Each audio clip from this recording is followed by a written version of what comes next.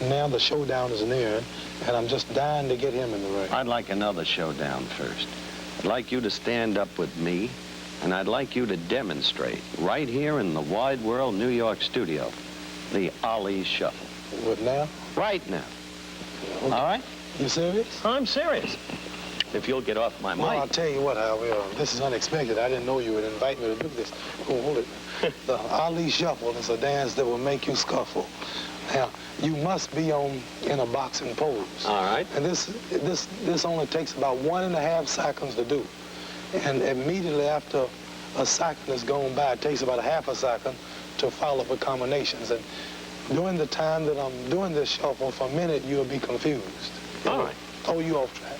And this shuffle can be used for the defense retreat or the offense attack. You just saw me using it on the offense attack. And you must get in boxing position and just have a little dance like we're boxing, and just for 1 second. I have to time it. And for 1 second, right there, see? That's it, see? It can bewilder a novice like right. me. That's right. But it shouldn't bewilder a professional. Well, it will bewilder a professional, you just saw it. All right. And as I said, I'm using a double clutch shuffle, which I will use on Terrell. Do you want to show us that? Well, I can't reveal that now, Howard. I'm still perfecting it. All right, let's sit down and rest. What we have just seen, perhaps, is the heavyweight champion of the world in what should be his true profession, that of a professional dancer. In any event, he's already challenged Ernie Terrell, as you've heard vocally. Let's hear some more about his future plans, apart from becoming another Fred Astaire. We'll be back in just a minute. Well, the champ's told us how he wants to beat Terrell, and of course Terrell is his next match on February 6th. Now tell us, firmly, specifically, where that bout will take place. Well, Howard, we have a new offers coming in. The Honorable Governor of Kentucky wired me the night I beat Williams, and they would like to bid for it.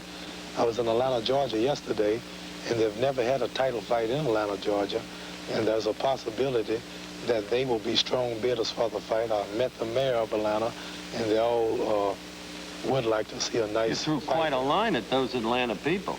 You country folk, you told them, have never seen an event like this. No, I said that at a high school, joking with the children, and one of them was really laughing. I said, "What's the trouble?"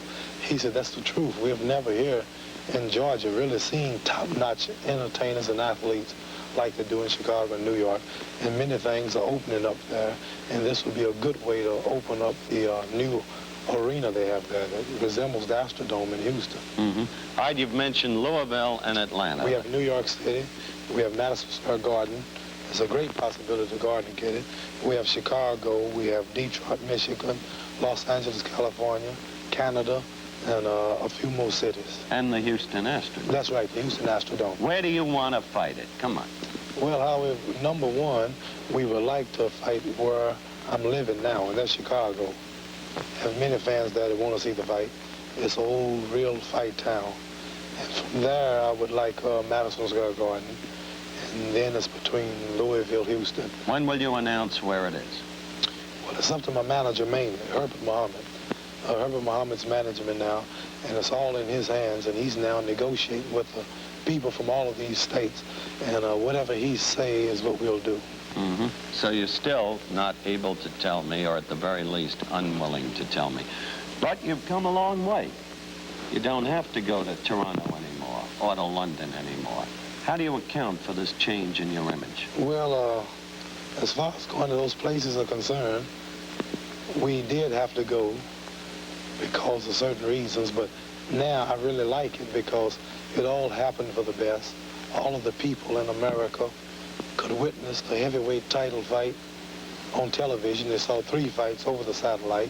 You were there. They also had a chance to see you more. And this is good. It livened up boxing, and it made me a real world fighting champion. It gave me a chance to give people a chance at the title, such as Milton Berger, Brian London, Henry Cooper, Chevalo, fellas that never would have gotten a title. It also helped the interest of boxing in these countries. Assuming all this to be true, do you intend to keep fighting with this degree of frequency? How often will you fight in 1967? That's a good question. If you're not in the Army. I think 6 times a year is too much. I really overdid it. I took a great chance because no return clause was in my contracts. Everything was a state. I was a real fighting champion in 66. But I think in 67, we'll have 3 fights at the most, and that's still more than the last few champions could say. But you're not going to quit?